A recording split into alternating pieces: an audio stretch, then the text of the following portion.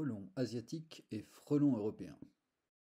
Voici Vespa crabro, ce bon vieux frelon européen en train de prélever du jus de raisin au fond d'un grain bien mûr. Voilà déjà quelques millénaires que cet hôte arrivé d'Asie est commun dans nos contrées. Mais plus récemment, en 2004, Vespa velutina nigrithorax, le frelon à pattes jaunes, ou frelon asiatique, une espèce plus petite et plus sombre, a été transportée depuis l'est de la Chine jusque dans le Lot-et-Garonne, d'où elle a rayonné dans toute l'Europe de l'Ouest. On voit les nouveaux venus s'affairer sans que l'arrivée d'un congénère ne provoque la moindre réaction.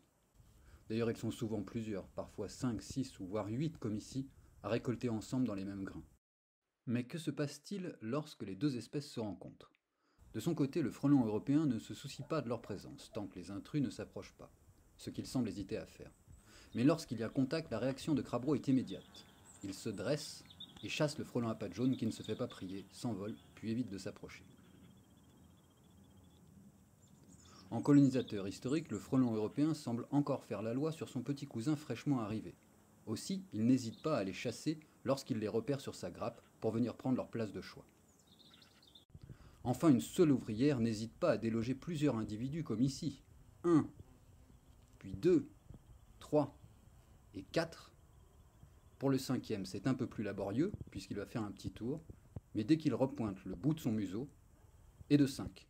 Elle peut alors profiter tranquillement de son butin, âprement défendu. Pour finir, voici quelques éléments importants sur les frelons.